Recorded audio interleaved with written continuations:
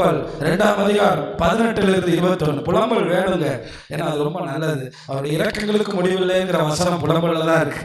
புலம்பல் 2:18 அவர்கள் இருதயம் ஆண்டவரை நோக்கி கூப்பிடுகிறது. அவர்கள் இருதயம் இப்பதான் ஆண்டவரை நோக்கி கூப்பிடுதான். ஏன்னா பிரச்சனை வந்தா தான் ஏசப்பா ஏசப்பா ஏசப்பா உதவி செய்யுங்கப்பா, தலைக்கு மேல வெள்ளம் போகுதுப்பா அப்படி சொல்லுவோம்ல, அது மாதிரி இப்ப இருதயம் ஆண்டவரை நோக்கி கூப்பிடுதான். சீயோன் குமாரத்தின் மதியிலே, சீயோன் குமாரத்தினுடைய செவரே, இரவும் பகலும் நதி அளவு கண்ணீர் விடு. என்ன கேட்கிறாரு பாத்தீங்களா? 3வது, சீயோன் குமாரத்தி எதுக்குமே அழுகக்கூடாது. பணம் இல்லை, காசு, ஒன்னே ஒன்று அழுகணும். அழிந்து போகிற ஆத்மாக்களுக்கு இன்னைக்கு ஒன்னே ஒன்று சொல்றேன். உன் பிள்ளைய உன் குடும்பத்தை நீ கண்ணீர் வடிச்சு நீ மீட்காம, ரெஸ்பான்சிபிள் இல்லாம நீ எங்கேயோ கொண்டு போய் தள்ளி விட்டினா வர்ற ஆபத்து ரொம்ப பெருசா இருக்கும். தவிர்க்க முடியாத, அழிக்க முடியாத அவமானங்கள் உங்க வாழ்க்கையில வந்துடும். இன்னைக்கு தீர்க்க தரிசனமா சொல்றேன். You are the responsible. பெற்ற உன்னால் உன் பிள்ளையை காப்பாற்ற முடியலனா, உன் ஜெபத்தால் காப்பாற்ற முடியலனா, உன் விழிப்பால் காப்பாற்ற முடியலனா, எவன் உன்னை விட ரெஸ்பான்சிபிளா இருப்பா? உங்களை விட பொறுப்பா யார் இருப்பா? You are the responsible. நீங்கள் தான் உன் பிள்ளையை வளர்க்க வேண்டும். நீ தான் கண்ணீர் விட வேண்டும். நீ தான் அதிக அளவு கண்ணீர் விட வேண்டும். இயேசு அறிந்த நீ இல்லை என்றால் யார் அவனை காப்பாற்ற போகிறார்? ஊழியம்னா சும்மாவா? பிரசங்கம் பண்ணிட்டு போறதா? அவன் கண்ணீர் இந்த சவத்தில் இருக்க வேண்டும். அவனுடைய கண்ணீர்கள் சிந்தப்பட வேண்டும். சீயோனின் சுவர்களிலே அவனுடைய கண்ணீர், ஆண்டவரே போதை பழக்கத்துல, கஞ்சா பழக்கத்துல என் பிள்ளைகள் சாகுறார்கள், யார் அழுவா? 6000 டாஸ்மார்க் தமிழ்நாட்டில் இருக்கு. ஒரு நாள் கோடிக்கணக்கான வருமானம். ஆனால் என் தமிழர்கள் ஒவ்வொன்றாக செத்து கொண்டு இருக்கிறார்கள். இதெல்லாம் கேட்டுக்கொண்டு நடக்காது என்று சொல்லிக் கொண்டிருக்கிறோமா? ஓ கருப்பு வெளியை சும்மா இருக்க விட்டாதே. வாசிங்க அடுத்து 19. எழுந்து ராத்திரியிலே முதல் சாமத்தில் கூப்பிடு. முதல் சாமத்திலே கூப்பிடு. காலையில 1 to 3 போய் எந்திரிக்க சொல்றாரு. முதல் சாமம் 12 மணிக்கு எந்திரிக்கிறார். 12 to 2 எந்திரிக்கிறார். முதல் சாமத்தில் நீ எழுமாட்டா இந்த தேசம் சாகிறதை தடுக்க முடியாது. சபைக்குள் வாலிபர்கள் சாகிறதை தடுக்க முடியாது. உன் பிள்ளைகளுடைய அழிவை தடுக்க முடியாது. உன் குடும்பத்தினுடைய அழிவை தடுக்க முடியாது. இதெல்லாம் என் அப்பாவுடைய எதிர்பார்ப்பு. ஆண்டவர் சமூகத்தில் உன் இதயத்தை தண்ணீரை போல் ஊற்றிவிடு. எல்லா தெருக்களின் முனையிலும், எல்லா தெருவின் முனையிலும் பசியினால் மூர்ச்சித்து போகிற உன் குழந்தைகளின் பிராணனுக்காக உன் கைகளை அவரிடத்திற்கு ஏறிடு. சாப்பாடு இல்லாம சாகிற உன் குழந்தைக்காக கையை மேல தூக்கு. இன்னைக்கு பக்கத்தில் இருக்க மேலே சொத்துக்கா அழுகிறவர்கள் உண்டா? ஒரு பெண்ணு ஒருத்தர் கல்யாணம் பண்ணி இன்னொருத்தர் கல்யாணம் பண்ணி 3வது கல்யாணம்லாம் பண்ணிட்டு போகுது சாதாரணமா. அந்த பிள்ளைகள் அனாதை ஆகிறதை பார்த்து கொண்டு நீ சும்மா இருக்காதே, மூர்ச்சித்து அழு, உன் கையை மேல தூக்கு. வாசிங்க. கர்த்தாவே, யாருக்கு இந்த பிரகாரமாக செய்வீர் என்று நோக்கி பாரும். யாருக்கு இந்த பிரகாரமாக செய்வீர் என்று நோக்கி பாரும். ஸ்திரீகள் கை குழந்தைகளாகிய தங்கள் கற்பகனியை தின்ன வேண்டுமோ? பசி, அன்றைய பஞ்சம். இன்னைக்கு ஆண்டவர் வர்றதுக்கு முன்னாடி தேசத்துல ஒரு பஞ்சம் வரும், சாப்பாடு கிடைக்காதுன்னு சொல்லிட்டே இருக்காங்க. ஆனா அன்னைக்கு பெத்த குழந்தைய வெட்டி சாப்பிட வேண்டிய நிலைமைக்கு நாங்கள் தள்ளப்பட வேண்டுமோ? ஆண்டவருடைய பரிசுத்த ஸ்தலத்தில், ஆண்டவருடைய சபையிலே ஆசாரியனும் தீர்க்கதரிசியும் கொலை செய்யப்பட வேண்டுமோ? ஆண்டவருடைய ஊழியக்காரங்களை ஆண்டவருடைய சர்ச்சிலே கொலை செய்ய வேண்டிய நிலைமைக்கு தள்ளப்பட வேண்டுமோ? இளைஞனும் முது வயது உள்ளவனும் தெருக்களில் தரைகளில் கிடக்கிறார்கள். ஒரே இடத்துல வாலிபனும் கஞ்சா அடிச்சுட்டு கிடக்கிறான், அப்பாவும் கிடக்கிறார். அந்த அம்மா என்ன பண்ணிட்டு இருக்கு? அந்த அம்மா எங்கேயோ வெட்டி கதை பேசிட்டு. எனக்கு என்னன்னா அந்த பிள்ளைகளை குறித்த பாரம் இல்லை. எங்கேயோ அனுப்பு, எங்கேயோ போறான், எங்கேயோ வேலை செய்யலாம், எனக்கு பொறுப்பு வேணும். ஒரு செடிக்கு வேலி வேணும். ஸ்கூல் விட்டு வந்தானா போயிட்டான் பாஸ்டர், எப்போ வருவான், எங்க போறான்? சரியாக பிள்ளைங்க 6வது படிக்கும் போது பழகுறார்களாம், 5வது படிக்கும் போது புகைப்பிடிக்கும் பழக்கத்தை. சாகரவரை விடுறது இல்லையா? சாகரவரை விடுற கேட்டா சொல்றாங்க 5வது தான் படிக்கிறான். கேட்டு பாருங்க, ஒரு சர்வே சொல்லுது, தரையிலே கிடக்கிறார் என் கன்னிகைகளும் என் வாலிபரும் பட்டயத்தால் விழுந்தார்கள். உமது கோபத்தின் நாளிலே வெட்டி அவர்களை தப்ப விடாமல் கொன்று போட்டீர். பிள்ளைங்களை ஸ்கூலுக்கு காலேஜுக்கு வெளியூர்ல அனுப்பின பிறகு பெற்றோர்கள் 1 மணி நேரமாவது அழுது பிள்ளைங்களுக்கு பாதுகாப்புக்காக ஜெபிக்கலனா அவங்களை எந்த நிலைமையில. நாங்கள் படிக்கிற காலத்திலேயே ஒரு அறையில சில நேரம் பார்க்க போகும்போது மயங்கி கிடப்பாங்க. பார்த்தா போதை ஊசிகள் ரூம்ல இருக்கும். அந்த ஊசியை போட்டால் ஒரு 3-4 மணி நேரத்துக்கு அவனோட நீங்கள் பேச முடியாது, அவனோட ஒன்றுமே செய்ய முடியாது, உச்ச நிலைக்கு போயிடுவாங்க. அதாவது மூளை முழு கண்ட்ரோலில் போயிடும். அப்படி அதன் மூலமாக எய்ட்ஸ் நோயை வாங்கி கொடுக்குறார். அதிகமாக எய்ட்ஸ் பரவுறது விபச்சாரத்தில் நினைக்கிறீங்களா? அதிகமாக எய்ட்ஸ் பரவுறது போதை ஊசிகளால் தான். எங்கேயோ ஒருத்தர் பாலியல் தவறான நோயில் போய் மாட்டிக்கிட்டு அவனுக்கும் அந்த போதை ஊசியை போட்டு ஃப்ரெண்ட்ஸும் போட்டு அழிஞ்சு உடல் அப்படியே உருகி போகுது. பிள்ளைகளை பெறுவது மட்டும் இல்லை, நமக்கு அழுகணும்னா ஒன்று தான், ஆத்மாவுக்காக மட்டும்தான். இன்னொரு வசனம் இருக்குது, வாசிச்சுட்டு கடைசி பகுதிக்குள்ள நான் போகிறேன். எரேமியா 6:26. எரேமியா 6:26. என் ஜனமாகிய குமாரத்தியே, நீ ரெட்டை கட்டிக்கொண்டு சாம்பலிலே புரண்டு. இது நாங்கள் பாட்டு பாடினோம், ஜாலியாக இருந்தோம், ஸ்டேட்டஸ் வச்சோம், நல்லா டான்ஸ் போட்டோம். ஆனால் ஆண்டவர் ஒன்னே கேட்குறாரு, சாம்பல்ல பொருள். ஒரே புத்திரனுக்காக துக்கிக்கிறது போல மனகசந்து புலம்பு. ஒரே ஒரு பையனை நீ வச்சிருக்கியா, அப்படி அவனுக்கு ஒன்று நேரிட்டா எப்படி அழுவ? இப்பவே அழு. பாழாக்குகிறவன் சடுதியாய் நம்மே வருவான். திடீர்னு வருமா நம்ம பிள்ளைகளை பத்தின, இப்ப இப்படி ஆயிட்டான், அப்படி ஆயிட்டான், இப்படி போயிட்டான், இப்படி மாட்டிக்கிட்டான். அதனால இப்பவே அழுது நம்ம பிள்ளைகளை காப்பாற்றுவோம், பொறுப்போடு நடப்போம். முடிஞ்ச வரைக்கும் பிள்ளைங்க வீட்டுக்கு வரும்போது, வாலிப பிள்ளைங்கன்னா கொஞ்சம் காலத்துக்கு பெற்றோர்கள் பாதுகாப்பாக இருக்கணும்.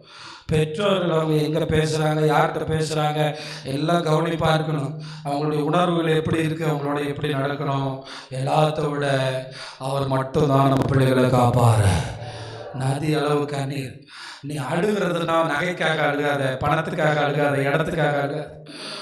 ஒன்னே ஒன்று, நீ கஷ்டப்பட்டு சுமந்த உன் பிள்ளைக்காக. அதுதான் அப்பாவுடைய இயக்கம். பொறுப்பு இருக்கணும்.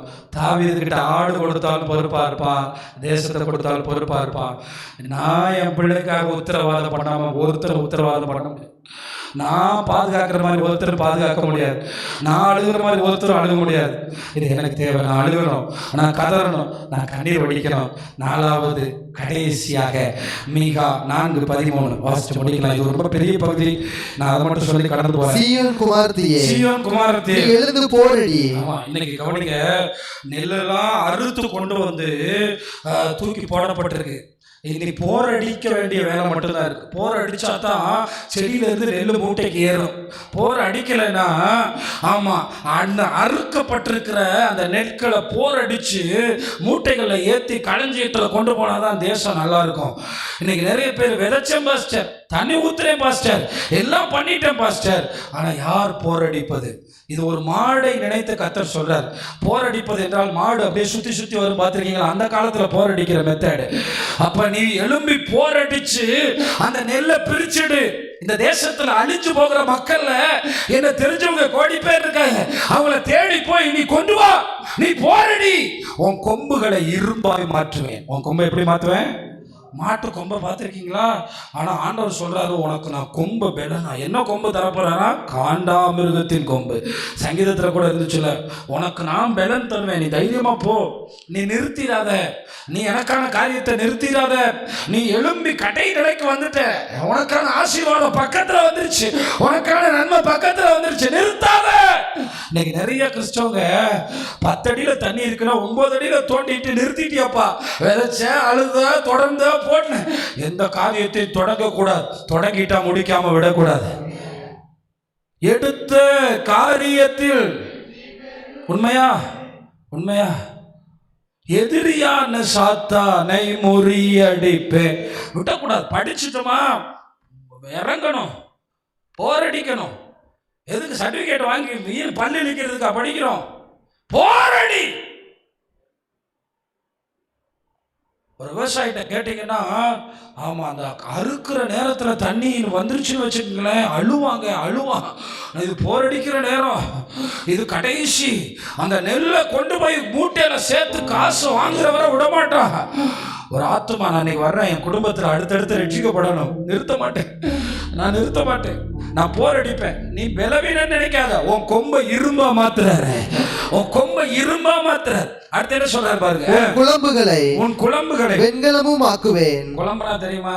எங்களுக்கு மீன் குழம்பு, கறி குழம்பு தான் தெரியும், இந்த குழம்பு தெரியாது அப்படின்னு சொல்றீங்களா? இந்த தமிழ் உச்சரிப்பே நமக்கு வரமாட்டேங்குது. தமிழ்னு நம்ம சொல்லி இந்த குழம்பு மாட்டினுடைய கால் பகுதியில் அரைஞ்சிருப்பாங்க பார்த்துக்கிங்களா?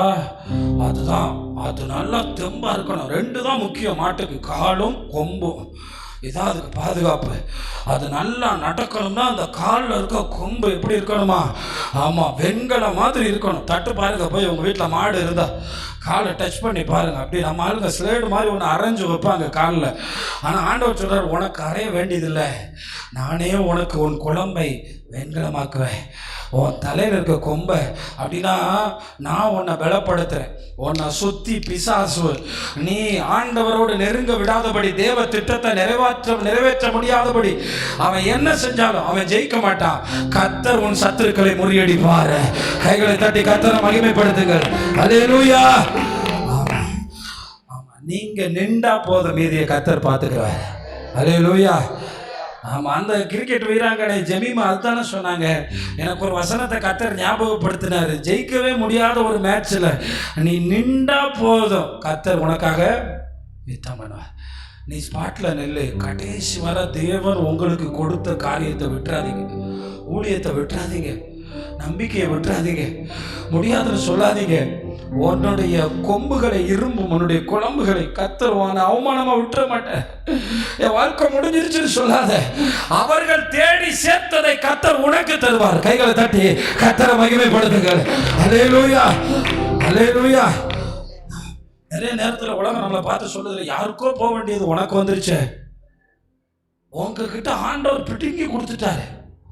எப்படி பாருங்க, யாரோ தேடி சேர்த்ததை கர்த்தர் உனக்கு தருவார். இன்னைக்கு 4 காரியத்தை நான் சொன்னேன். சீயோன் குமாரத்தை மகிழ்ந்து பாடுவா, சீயோன் குமாரத்தை தன்னை விடுவித்துக் கொள்வாள். சீயோன் குமாரத்தை ஒரே ஒரு காரியத்தை தான் ஆளுவா, ஆத்துமாக்களுக்காக. சீயோன் குமாரத்தை போரடிக்கிறவள். ஆமா, எத்தனை வயசானாலும் விட மாட்டேன். ஒரு ஆமென் சொல்லுங்களேன். தேவ தரிசனத்தை விட மாட்டேன், தேவ திட்டத்தை விட மாட்டேன். அதனாலதான் எப்பயும் ஒரு காரியத்தை தொடங்கக்கூடாது, தொடங்கினா விடக்கூடாது. அல்லேலூயா. நீ எழுந்து போரடி, எழுந்து போரடி. அதனால தான் சொல்கிறேன், சில காலங்கள் எடுத்துக்கிறது ஒவ்வொரு காரியத்துக்கும். நல்லா ஜெபம் பண்ணுங்க. நீங்கள் போய் முன்னாடி நிற்கும்போது கர்த்தர் உங்கள் கொம்புகளை இரும்பும், உங்கள் குழம்புகளை எப்படி மாற்றுவாரா? வெண்கலம் மாற்றுவார். பெலன் அவர்கிட்ட இருந்து வரும். இவர் எப்படி இவ்வளோ தைரியமாக பேசுகிறார், எப்படி ஒரு தைரியமாக செயல்படுறார், எப்படி தைரியமா? நான் பார்த்தீங்கன்னா சில ஊழியக்காரர்களை பார்த்தா கோலமாக, பார்க்க பரிதாபமாக தெரியும், பாவம் மாதிரி தெரியும். பார்த்தா யாருமே போக முடியாத ஜாதிகள் வாழ்கிற இடத்துல, யாருமே செயல்பட முடியாத இடத்துல போய் 50 ஆத்துமா 100 ஆத்துமா பக்கத்தில் கொலை நடக்கும், அவங்க பாட்டுக்கு ஊழியம் செய்கிறாங்க. ஆச்சரியமாக இருக்கும். இவங்களுக்கு அவ்வளோ வாக்கு வல்லமை இல்லையே, எப்படி? அவன் நின்றான், கர்த்தர் பார்த்துக்கிட்டாரு. அவன் நிற்கிறான், போரடி, மீதி அவர் பார்ப்பார். களஞ்சியம் உள்ள வரும், கோதுமை உள்ள வரும். அப்போ இதுல இருந்து இனிமே ஞாயிற்றுக்கிழமை ஆராதனைக்கு இங்கே பாதி பேர் ஆராதனை முடிச்சு தான் வர்றோம். ஆராதனையில் நம்ம எவ்வளோ ராகமாக பாடுறோன்னு இல்லை, ஹாப்பியாக பாடுறோம். எவ்வளோ ஹாப்பியாக பாடுறோம், எவ்வளோ நம்மளை விடுவிக்க விரும்புகிறோம். இன்னும் நமக்கு சினிமா ஸ்டேட்டஸில் தான் உணர்வு வருது வெளியில். என் உணர்வு எல்லாம் இந்த வேதமாக மாறாதா? இதுலேருந்து உனக்கு உணர்வு வரலையா? இதுலேருந்து உன்னோட கர்த்தர் பேசலையா? இன்னும் எங்களுக்கு சினிமாவும் தான், சினிமாவுக்குள்ளே தான் தமிழர்கள் மூடி கிடக்கிற மாதிரி நம்மளும் பாபிலோனுக்குள்ளே கிடக்கிறோம். வெளியே வாயா, நீ தனித்துவமாய் மாற வேண்டியவன, நீ தனித்துவமாய் மாற வேண்டியவன, நான் கோபுரமாய் மாற வேண்டியவன. இந்த பட்டணத்தில் நம்ம இருக்கிறோம்னா இந்த தேசத்துக்கே தெரியணும். ஏன்னா கர்த்தர் சொன்னார், நீ மாவட்டத்துக்கு வெளிச்சமா இருக்கேன்னு சொல்லலை. என்ன சொன்னாரு? உலகத்துக்கு வெளிச்சம். தெரியுதா? உலகத்துக்கு வெளிச்சம். கர்த்தர் நம்மளை அப்படியாக மாற்றுவார். அதனால் சீயோன் குமாரத்தி இப்படித்தான். ஒன்னே ஒன்று அழுகணும். ஸ்லேட் இல்லை, குச்சி இல்லை, பிளேட் இல்லை, சாப்பாடு இல்லை, இல்லை, ஒன்னே ஒன்றுக்காக மட்டும்தான் ஆளுவேன். அழிந்து போகிற ஆத்துமாக்களுக்காக, அதுக்கு மட்டும்தான் ஆளுவேன். வேற எதுக்காகவும் அழுக மாட்டேன். ஒருத்தரை கூட நரகத்துக்கு விட மாட்டேன். அல்லேலூயா. என் வீட்டுக்குள்ள ஒருத்தரை கூட, என் பிள்ளைய நரகத்துக்கு விட மாட்டேன், என் குடும்பத்தை நரகத்துக்கு விட மாட்டேன். முதல் சாமத்தில் அப்படியே படுத்துக்கிட்டு ஆண்டோட கண்ணீரோட கூப்பிடுவோம். என் வெறுமை மாறும்னு சொல்லுங்க.